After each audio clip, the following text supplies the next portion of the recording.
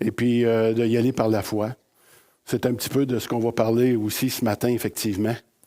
Je vous parle d'un monsieur qui s'appelle Dick Hunt. C'est un ancien militaire à la retraite et son fils Rick, qui est quadriplégique. En 1977, ça marque le début de leur incroyable aventure sportive. Un jour, Rick dit à son père qu'il souhaitait participer à une course de 8 km. Parce qu'il y a en l'honneur d'un jeune homme qui est devenu paralysé suite à un accident. Son père, c'était pas un fan de la course à pied ou rien de ça, mais à cause de son fils, il a décidé de faire cette course-là et puis de pousser son fils pendant la course, pendant 8 km. Ils ont fini avant-dernier dans cette course-là, mais ils ont décidé par la suite de poursuivre les courses comme telles. Pendant 10 ans, ils ont parti de 8 km, ils se sont rendus jusqu'à 45 km. Et éventuellement, en 1985, ils ont décidé de faire une épreuve qui s'appelle le triathlon. Le triathlon ou Ironman, aujourd'hui appelé comme tel. C'est une discipline, pour ceux qui ne savent pas, qui est une discipline extrême.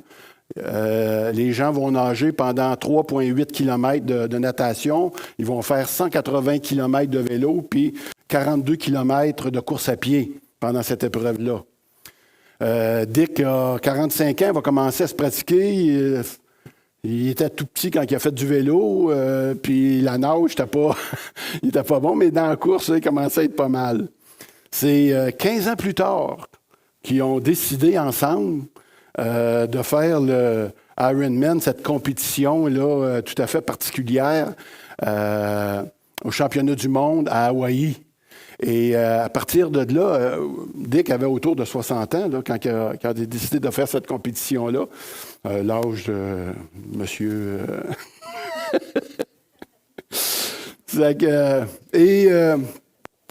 Et il y a une vidéo que vous avez probablement vue, la plupart d'entre vous, parce qu'elle a fait le tour du monde, cette vidéo-là. Et j'ai demandé à Pascal de la récupérer parce que je trouve qu'elle va bien introduire mon message de ce matin. Alors, Télésino.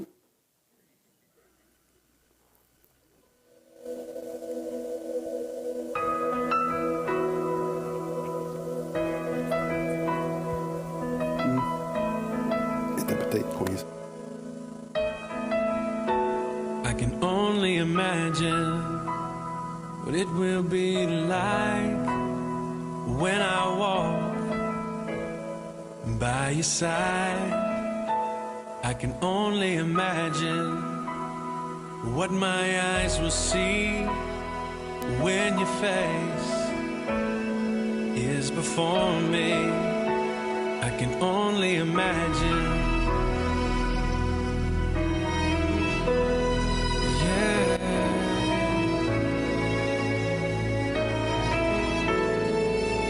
Surrounded by your glory, what will my heart feel? Will I dance for you, Jesus?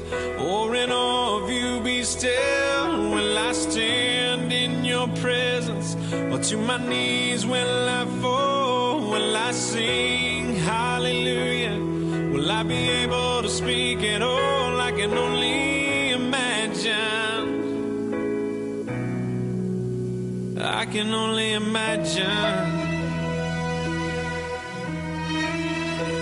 I can only imagine when that day comes and I find myself standing in the sun. I can only imagine when all I would do is forever worship you. I can only imagine, yeah.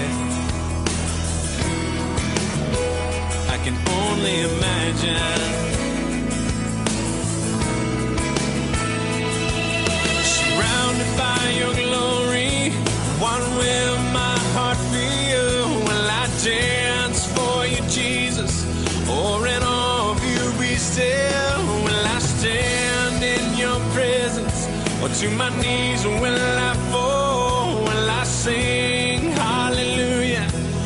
be able to speak at all. I can only imagine. Yeah, I can only imagine.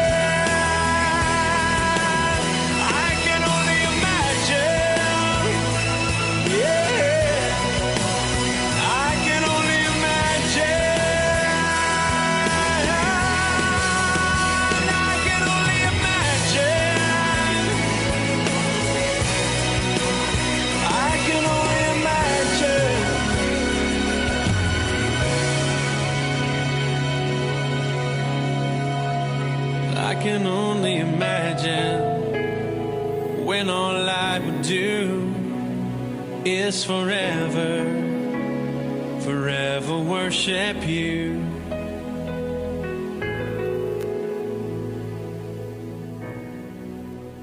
I can only imagine.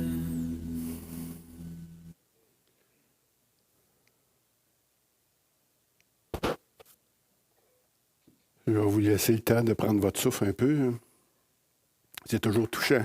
Amen.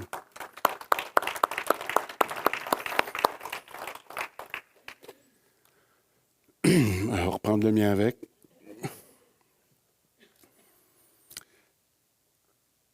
On aime regarder le courage, puis la persévérance, puis l'amour qu'il y a autour d'une performance comme celle-là. Mon but ce matin, c'est qu'on puisse débuter l'année. Je ne sais pas jusqu'à quand il faut se souhaiter la bonne année, là, si c'est déjà fini ou bien s'il faut faire ça jusqu'à la fin du mois, mais j'aimerais ça quand même qu'on puisse débuter l'année avec ce désir soutenu par l'Esprit Saint pour poursuivre notre course, frères et sœurs, jusqu'au bout. Puis j'aimerais qu'on puisse être encouragé par l'Esprit Saint pour le faire. Souvent, lorsque nous lisons les écrits de Paul, on pourrait penser qu'il était peut-être un athlète ou un mordu du sport. Aux Corinthiens, il dit « Je boxe non pas pour frapper l'air » dans 1 Corinthiens 9, 26. Aux Éphésiens 6, 12, il parle de match de lutte contre les dominations, contre les autorités, contre les esprits méchants. On ne parle pas des autorités ici, là, humaines, c'est des autorités au-dessus de ça, spirituelles. À Timothée 6,12, il a combattu le bon combat, qu'il dit. Dans Actes 20, 24, c'est sa métaphore un petit peu préférée qui ressort souvent dans ses Écritures. C'est la métaphore qui est reliée à la course à pied. Il dit qu'il veut accomplir sa course avec joie. Aux Corinthiens, il dit encore, en parlant des Jeux ismiques, ou olympiques, si vous voulez, ne savez pas que ceux qui courent dans le stade courent tous, mais qu'un seul remporte le prix.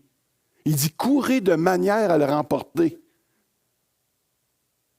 Ça veut dire qu'on est engagé dans une course où ce n'est pas juste la participation qui compte. Comme on dit ça, c'est ça la participation, c'est ça qui compte. On est engagé dans une course où la victoire seule compte. On ne court pas de la même manière. Hein? On ne s'entraîne pas de la même manière quand on veut remporter le prix. Il dit encore à ses Corinthiens, « Tous ceux qui combattent s'imposent toute espèce d'abstinence. » Et ils le font pour obtenir une couronne, non pas pour une couronne corruptible, mais pour une couronne incorruptible. Vous savez, un athlète de haut niveau, là, ça s'entraîne au moins, je dirais, 4-5 heures par jour, 7 jours par semaine. De plus, il doit suivre un régime assez sévère. Il va rencontrer les psychologues pour avoir un suivi régulier. Il va prendre beaucoup de temps puis d'argent pour se payer des entraîneurs puis des personnes qui vont le préparer à cela. Et l'homme fait tout ça pour une médaille, pour une couronne, on pourrait dire corruptible. Mais nous, on est appelés, en tant que croyants, on est appelés à en faire autant, sinon plus. Hey, bon, Serge, tu parlerais de matin. Mais on le fait pour une couronne incorruptible, parce qu'on est engagé dans une course de tous les instants.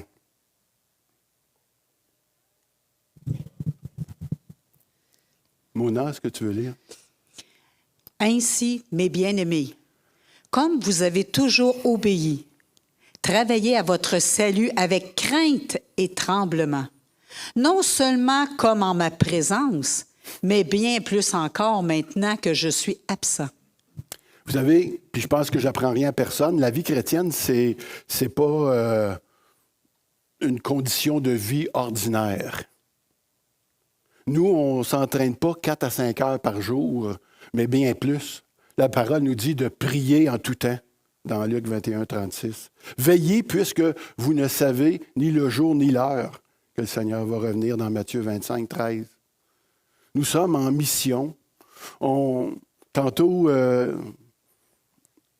qui a parlé de ça, il dit, on n'est pas juste en mission par rapport à la famille pour travailler, pour faire vivre notre famille.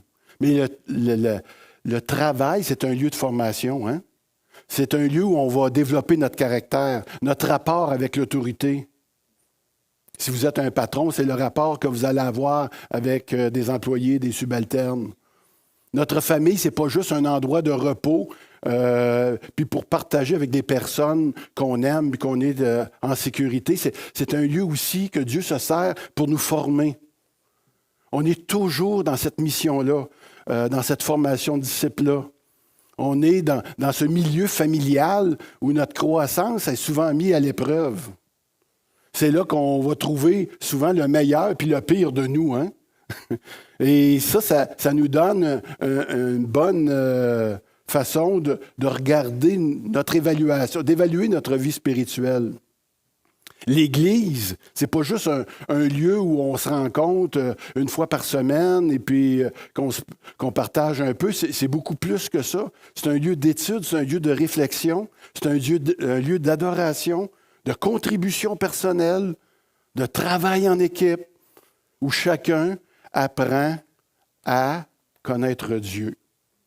Dieu nous a mis ensemble pour que ça puisse faciliter notre apprentissage. Il nous a donné une famille, un travail. Il nous a donné une église pour qu'on puisse s'approcher vers lui puis le connaître. Dieu là, a donné à chacun de ses enfants des dons athlétiques, spirituels, je pourrais dire, qui doivent être mis en action. Mais ça nous appartient. On a la liberté d'en faire ce que nous voulons, de les utiliser ou pas. Une des qualités de tout athlète de haut niveau, c'est justement de développer une persévérance. On en est tous là. Selon laquelle on ne verra pas le podium. Tu sais, pour voir le podium, les croyants, c'est l'endroit où ils vont être honorés. La Bible parle beaucoup de récompenses dans le ciel, où chacun va recevoir sa récompense. Nos couronnes incorruptibles, ce sont des œuvres qui ont un poids, qu'on dit éternel de gloire. La course demande de la persévérance. Quand on parle d'œuvres, là, on parle aussi de ce qui accompagne nos œuvres. C'est quoi qui accompagne nos œuvres? Des problèmes, des conflits, Mona.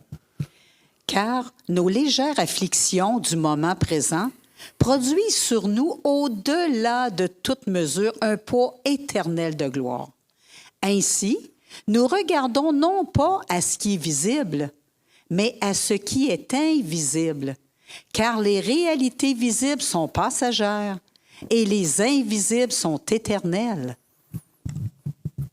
Paul va aussi dire aux Corinthiens, aux Galates, pardon, chapitre 5, verset 7, il dit, « Vous qui courriez si bien, qui vous a arrêté pour vous empêcher d'obéir à la vérité. La vie chrétienne, il y a des problèmes à l'intérieur. Et c'est ça qui nous guette à quelque part. La plus grande déception 2022 que j'ai eue personnellement, c'est d'avoir vu des personnes abandonner la course. Vous en avez peut-être connu, vous autres aussi. Des personnes qui sont sans doute trop concentrées des fois sur le visible, puis passées sur les choses invisibles. Un des moments les plus difficiles, effectivement, j'ai vu quelqu'un de proche de moi qui marchait bien, abandonner. Je ne sais pas s'il a abandonné la foi, mais il a abandonné la course. Ils ont cessé de se battre et puis d'accepter des compromis dans leur vie. Paul mentionne à Timothée des personnes qui ont abandonné la foi. On le voit avec Démas, qui dit qu'il est retourné dans le monde.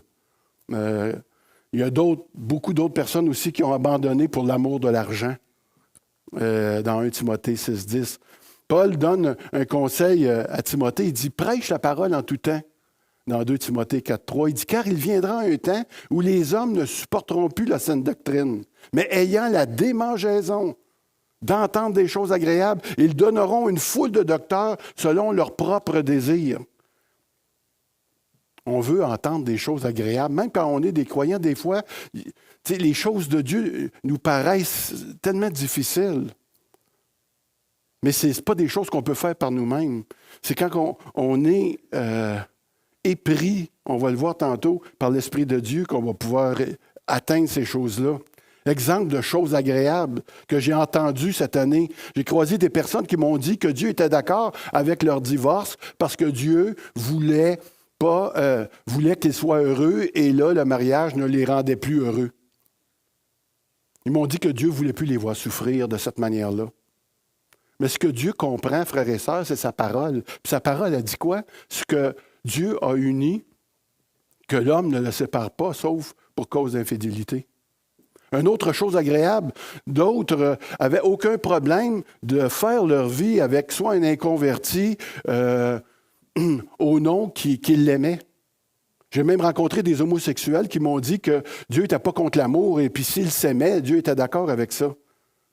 Mais ce Dieu d'amour-là, oui, dit aussi ceci. Dans 1 Corinthiens 6, 9 à 10, et ça, c'est la parole de Dieu. Ne savez-vous pas que les injustes n'hériteront pas du royaume de Dieu? Ne vous y trompez pas, ni ceux qui vivent dans l'immoralité sexuelle, ni les idolâtres, ni les adultères, ni les travestis, ni les homosexuels, ni les voleurs, ni les hommes toujours désireux de posséder plus, ni les ivrognes, ni les calomniateurs, ni les exploiteurs, en voulez-vous plus, n'hériteront pas du royaume de Dieu. Ce sont des personnes qui vivent dans cette vie-là. Ce ne sont pas des personnes qui, occasionnellement, peuvent trébucher, qu'on parle ici, mais on parle de personnes qui ont choisi ce genre de vie. Une autre chose agréable, c'est concernant le salut, par exemple. Des personnes, il y a même des personnes dans l'Église qui sont rendues qui ne croient même plus à l'enfer. Parce que Dieu aime tout le monde, qu'ils disent. Pourtant, Dieu a déclaré ceci dans Luc 12, versets 4 et 5, il dit « Je vais vous montrer qui vous devez redouter. Redoutez celui qui, après avoir tué le corps, a le pouvoir de jeter en enfer. » Jésus lui-même. Dieu a ce pouvoir, c'est pourquoi il ne veut pas que personne aille en enfer. Ça, c'est la volonté de Dieu. Mais il y en a un enfer. Et Dieu a planifié un salut pour les pécheurs, pour ceux qui vont reconnaître qu'ils ne peuvent pas se sauver par leurs propres œuvres. Il dit que tous sont pécheurs et sont privés de la gloire de Dieu. Et que sans la repentance, sans la sanctification, personne ne verra le Seigneur. Puis ils vont finir dans l'enfer éternel. C'est des paroles dures ici ce matin, mais c'est la parole de Dieu, puis c'est bon des fois de se la rappeler parce qu'elle nous permet de persévérer. Une autre chose agréable, c'est la dernière, parce que j'aurais pu ne jamais m'arrêter, dans les relations entre frères et sœurs en Jésus-Christ. Moi, des fois, je peux entendre ça, il dit, moi, je n'ai rien à me reprocher. Si lui ou elle a quelque chose contre moi, ce n'est pas de mes affaires. Moi, je n'ai rien contre. Mais Dieu a un autre avis là-dessus. Il dit ceci, dans Matthieu 5, 23, 24, il dit, « Si donc tu apportes ton offrande à l'autel et que tu te souviennes que ton frère a quelque chose contre toi, pas toi, lui, laisse là ton offrande. » Le Seigneur dit, « Viens pas me parler, là. Va t'arranger avec ton frère, va faire la paix avec lui. Et va, premièrement, réconcilie-toi avec ton frère, et alors, viens présenter ton offrande. » Ça aussi, c'est la parole de Dieu. C'est quoi la solution ce matin pour vivre une vie chrétienne en croissance? Une vie chrétienne, et on va parler ici ce matin de 3 versets. J'ai fait une longue introduction volontairement pour introduire ces 3 versets-là dans Philippiens 3, les versets 12, 13 et 14. Êtes-vous encore avec moi ce matin? Pas fâché? Gloire à Dieu. Première chose à faire pour remporter le prix, c'est décider de courir et de devenir un coureur, Mona. Ce n'est pas que j'ai déjà remporté le prix ou que j'ai déjà atteint la perfection, mais je cours pour tâcher de m'en emparer, puisque moi aussi, Jésus-Christ s'est emparé. Amen. Ici, ça faisait à peu près, on pourrait dire, 30 ans que l'apôtre Paul s'était converti à Jésus-Christ. Et pour les Philippiens, là, c'est un géant spirituel. Mais Paul, lui, il se voit simplement comme tout le monde. Il ne se voit pas comme plus grand que les autres. Il sait qu'il n'a pas encore atteint son potentiel spirituel, son niveau maximum de maturité, comme n'importe quel croyant. Il doit continuer à progresser dans la grâce puis dans la connaissance de Jésus-Christ. Frères et sœurs, je ne sais pas si l'Esprit Saint ne met pas en toi ce désir de courir, si tu n'es pas engagé dans cette course, de sortir des gradins, de venir sur la piste. Parce que si on demeure dans les estrades, on risque de faire de l'embonpoint spirituel. Hein? Quand on parle d'entrer dans la course, il n'est pas question ici de salut. C'est sûr que ça va commencer par ça. Mais ici, l'apôtre, il parle à des croyants particulièrement. C'est de réaliser qu'on n'est pas encore arrivé. Je ne sais pas pour vous, mais pour moi, souvent, je suis insatisfait de mon état spirituel et j'en remercie le Seigneur. Parce que quand tu es insatisfait, ça te motive à continuer à aller de l'avant. Si peut-être une personne dit, moi, là, c'est sûr, je suis dans la course, je n'ai même pas encore lu ma Bible une seule fois dans toute ma vie, mais quand je vais l'avoir lu, là, je vais peut-être être arrivé. Un autre pourrait se dire, par exemple, quand je vais avoir conduit plusieurs personnes au Seigneur, une douzaine de personnes au Seigneur, là je vais être arrivé, là, je vais pouvoir me reposer. Ça me fait penser, quand je m'entraînais dans les arts martiaux, quand je me disais, moi, le jour que je vais devenir instructeur, une ceinture noire, là, je vais être arrivé. Et puis là, je me suis aperçu qu'une fois que tu étais rendu là, tu étais seulement qu'au balbutiement de c'est quoi l'art du combat. Et je réalisais que je ne savais rien finalement. Puis j'ai même commencé, je pourrais dire, à apprécier et à aimer cet art-là à partir de là. Parce que je réalisais que ça n'avait jamais de fin. C'est la même chose avec la parole de Dieu. Plus tu lis la parole, plus tu te rends compte quoi? Que tu sais rien. C'est encourageant, hein? Oui, mais c'est vrai pareil. Plus qu'on le lit, plus qu'on veut le connaître, plus qu'on réalise qu'on est loin. Et puis c'est là que la vie chrétienne devient intrigante, c'est là qu'elle devient intéressante, c'est là, à quelque part, que c'est comme de laisser une émission, un programme, un livre sans connaître la fin. Tu es toujours affamé, puis moi, j'aime ça, laisser mon temps de prière ou mon temps de lecture dans un moment où j'aurais aimé ça la continuer. Et puis là, ça me donne le goût de la reprendre un petit peu plus tard. Puis le but de tous ces efforts-là, c'est pas, on pourrait dire, d'amener un changement de circonstance dans ta vie, comme le dit Paul, mais il dit, c'est de t'emparer de la perfection de Jésus, puisqu'il s'est emparé de toi.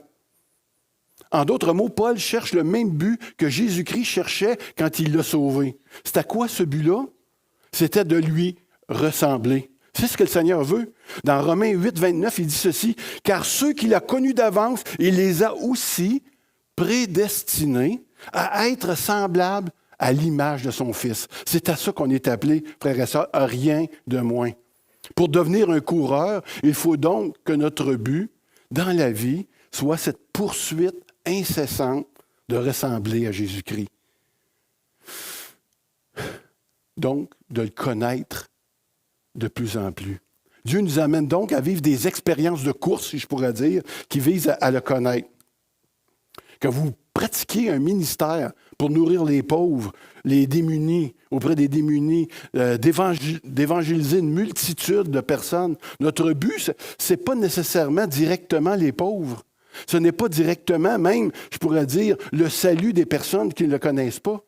Oui, c'est un effet de notre communion avec Dieu. Mais notre but, c'est de le connaître au travers de ça. Parce que, voyez-vous, moi, j'ai un ministère en prison. Et si je me serais fié juste au nombre de détenus qui ont pu accepter le Seigneur depuis les 15 derniers qu'on fait ça, tous les bénévoles de l'Ancre, ils seraient découragés raides. On en a peut-être vu, ça se compte peut-être sur une main. Mais ce n'est pas ça notre but. Notre but, c'est de rencontrer notre Seigneur au travers de ça. C'est ce qu'il nous demande de faire, puis c'est ce qu'on veut faire. Puis, à quelque part, ça va venir faire une transformation dans nos vies. Je ne sais pas si c'est comme ça pour vous. C'est la même chose. Que ce soit la maladie, des conflits relationnels que vous pouvez avoir, les difficultés financières. La course dont il est question ici, c'est de ne pas mettre le focus nécessairement sur la guérison, pas mettre le focus sur le fait de régler les conflits. De toute façon, quand tu les as réglés, il y en a un autre qui va se pointer, ou de gérer ton budget de la bonne manière. Ça aussi, c'est un effet de ta communion avec lui, de ce que tu vas vivre avec. Et le Seigneur le sait, il permet ces choses-là pour qu'on puisse vraiment réaliser comment le Seigneur s'est emparé de nous. Alors, pour ceux qui n'ont pas beaucoup de concentration ce matin, si vous pouvez retenir juste ça, on se reverra tantôt à la fin. Mais pour les autres, on va continuer. La deuxième chose, une bonne disposition mentale, c'est ce qui va nous aider à remporter le prix. Mona. Frères et sœurs, je n'estime pas m'en être moi-même déjà en Paris, mais je fais une chose, oubliant ce qui est derrière et me portant vers ce qui est devant. Oubliez ce qui est en arrière. Il y aurait beaucoup de choses à dire là-dessus, mais on va se limiter. Tu ne peux pas regarder en arrière lorsque tu cours sans risquer de manquer le but, vrai? François me disait que Bruni Surin, un coureur québécois, champion du monde, une fois, il a regardé juste un petit peu en courant à plein régime, juste regardé un petit peu par-dessus son épaule, puis il s'est fait voler la médaille. Juste le fait de regarder par-dessus son épaule, ça lui a coûté la victoire. Quand tu es dans la course, tu n'as pas le temps de commencer à regarder dans les estrades pour voir ceux qui fonctionnent, ceux qui sont bons, ceux qui sont moins, ceux qui devraient faire des choses puis qui en font. Tu n'as pas le temps de ça. Tu cours. Toi, pour remporter le prix. Jésus leur répondit, « Quiconque met la main à la charrue et regarde en arrière n'est pas propre au royaume de Dieu. » Luc 9, 62. Beaucoup de personnes sont au ralenti, on pourrait dire, dans leur vie spirituelle parce que, à cause peut-être des fois du poids du passé qui traîne avec eux. Les églises, il faut bien se le dire, il y a dans les églises des handicapés spirituels, des personnes paralysées là, par les échecs du passé, par la rancune, par l'amertume, par des blessures qui les empêchent vraiment de courir à leur aise ou tout simplement de courir. Des fois, ce sont des fautes, des péchés récurrents, des tragédies qui ont pu arriver dans ta vie et qui t'a empêché de courir. Des fois, c'est le fait de ne pas être capable de pardonner, de passer par-dessus la faute. D'autres, ce qui les empêche d'avancer, ce ne sont pas tellement leur échec, mais ce sont leurs réussites. Vous savez, dans l'Antiquité, on couronnait le vainqueur avec une couronne de laurier. Et d'où l'expression « s'asseoir sur ses lauriers ». Voyez-vous? Et des fois, il y en a qui ont fait beaucoup dans leur chemin. Ils ont couru une belle course, mais ils se sont assis sur leur laurier. On le voit avec les Canadiens de Montréal. Si vous ne savez pas c'est quoi ça veut dire, vous pouvez le regarder de temps en temps et vous allez voir qu'ils peuvent s'asseoir sur leur laurier. Et vous allez voir à quelle position ils occupent aussi dans le classement général. Pardonnez-moi les gars des Canadiens, là. Ça va peut-être les secouer. Et il convient aussi de mettre de côté nos exploits, par rapport à ça. Se porter vers ce qui est devant, c'est l'extension finale. On le voit ici dans l'illustration. La personne, elle se porte vers l'avant, elle veut franchir la ligne d'arrivée pour atteindre le prix de l'appel céleste. Notre motivation aussi, c'est de courir pour remporter le prix. Mona. Je cours vers le but pour remporter le prix de l'appel de Dieu en Jésus-Christ. Amen.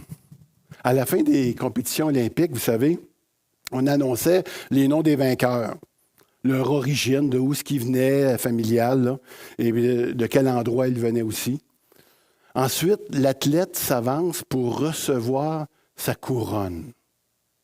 Le prix que Paul convoitait ici, c'était évidemment pas quelque chose de matériel, ni encore le salut, puisqu'on le sait que le salut, c'est une grâce de Dieu. C'est quelque chose qu'on ne mérite pas.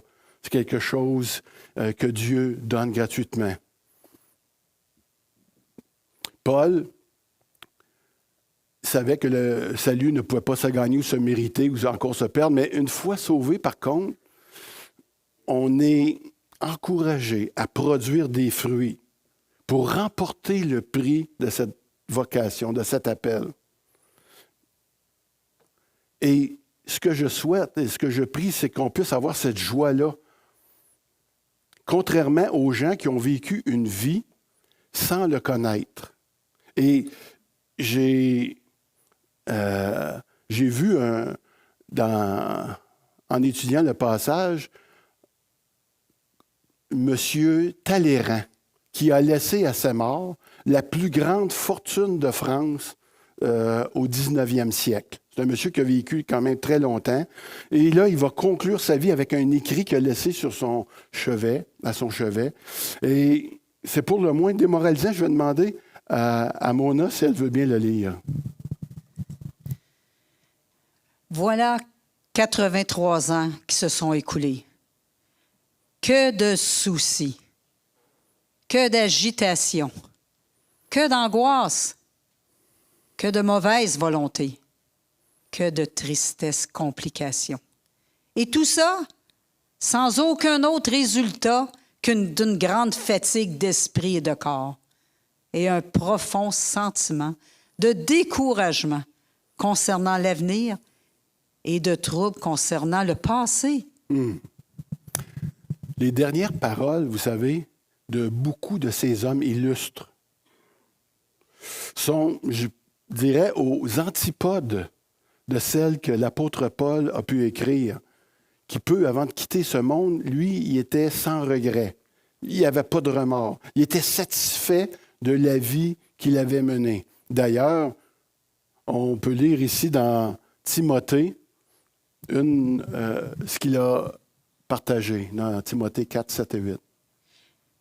J'ai combattu le bon combat, j'ai terminé la course, j'ai gardé la foi. Désormais, la couronne de justice m'est réservée. Le Seigneur, le juste juge, me la remettra ce jour-là. Et non seulement à moi, mais aussi à tous ceux qui auront attendu avec amour sa venue. Amen. Est-ce qu'il y en a qui attendent avec amour sa venue? Amen, hein? Amen. Notre sœur, ce matin, était tellement excitée qu'elle aussi, on a vu qu'elle attendait sa venue avec amour. Qu'est-ce que ça veut dire, attendre sa venue avec amour? ce n'est pas être parfait. Bon, déjà là, c'est bien. Hein? Une chance, merci Seigneur. Attendre sa venue avec amour, c'est courir. Attendre, c'est courir. Attendre, c'est courir pour remporter ce prix, pour avoir la vue bien éclairée sur vers quoi on est appelé. Que l'amour puisse colorer nos relations ensemble en 2023. Courons puis poursuivons, on pourrait dire, le rêve impossible, un rêve impossible, vers un ennemi imbattable. On pourrait dire ça comme ça, parce que la perfection n'est pas accessible ici-bas. Hein? Dans le sens où nous allons lui ressembler seulement lorsqu'on va le voir, lui, tel qu'il est. Ça va arriver quand on va être au seuil de l'entrée au ciel, où les récompenses vont être distribuées, où on n'aura pas honte à ce moment-là de les voir. En conclusion ce matin, comme vous avez été fin, ça se peut qu'on finisse avant. Wouhou! On va pouvoir prendre un petit lunch, petit café, des petits jus. Aujourd'hui, vous savez, les gens disent qu'ils courent. Ils sont pressés. Ils sont pris dans une course effrénée, je pourrais dire. Mais pourquoi qu'ils courent de même? Vers où qu'ils courent? Quand on parle de course ici, dans ce que je vous ai parlé ce matin, je ne parle pas de ça ici. Je ne parle pas d'une course de fou que tu ne sais pas où tu t'en vas. Courir après le vent, après des couronnes corruptibles. Mais la course que le Seigneur propose, c'est peut-être courir par chacun. La course que le Seigneur nous propose en tant que croyants, c'est pas une course pour l'élite. On croirait ça peut-être. Tu sais, dire, hey, Ironman, Serge, c'est une course qui est accessible à tout le monde. Sauf qu'il y en a qui ont peut-être considéré que être chrétien, c'est suffisant. Moi, j'ai été sauvé.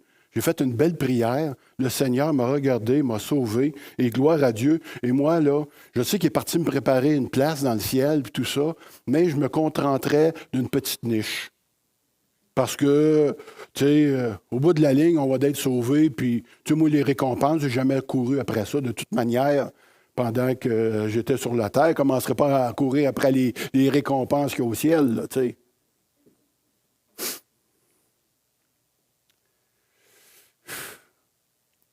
Voyez-vous, Dick Hunt a commencé à courir.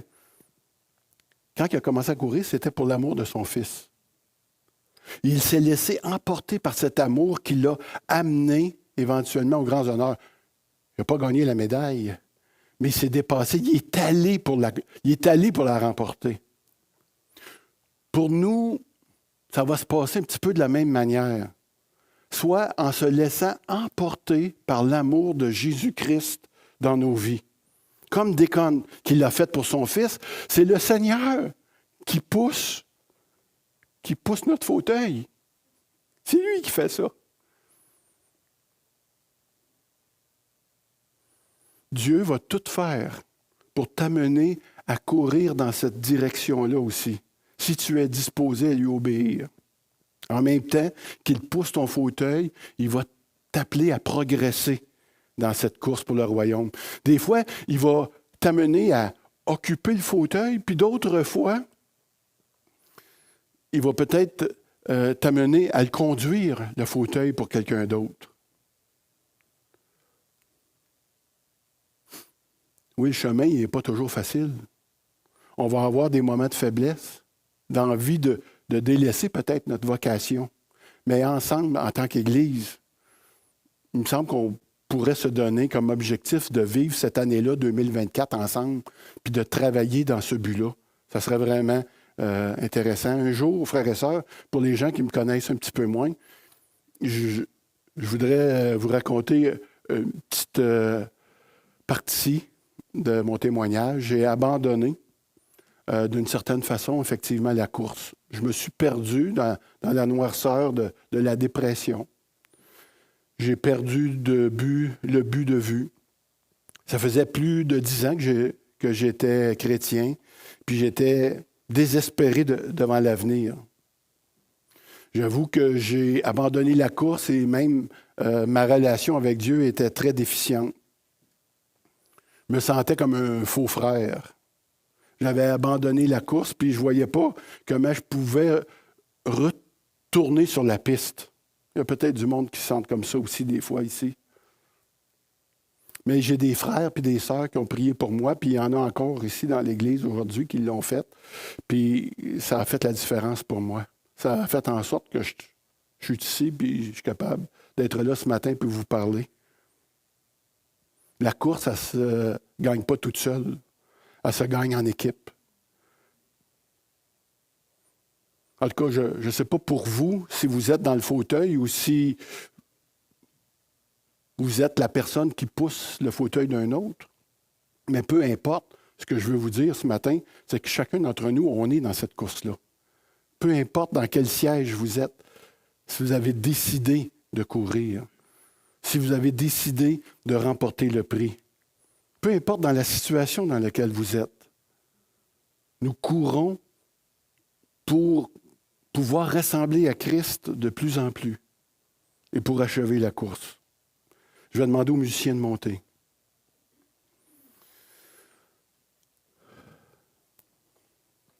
On va prier ensemble.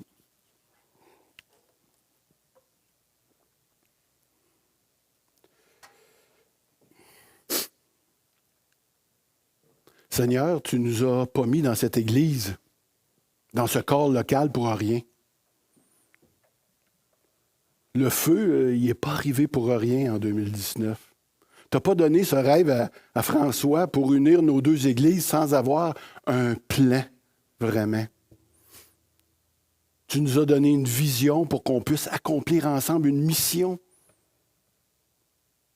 Mais comme Paul le dit dans le verset 16, un petit peu plus loin, il dit « Seulement au point où nous sommes parvenus, continuons à marcher ensemble dans la même direction, Seigneur. » Oh oui, Seigneur. On a mis en avant une vision, puis cette vision-là, c'est uni en toi pour servir ensemble. C'est cette vision que tu as donnée à ton Église, à l'Église de Granby, mon Dieu. Et on veut t'en rendre grâce. Seigneur, fais de nous ce matin. Alors donne-nous cette vision, cette mission, ce zèle, qu'on puisse entrer dans cette course et devenir de ces Ironman spirituels, dans le nom de ton Fils Jésus.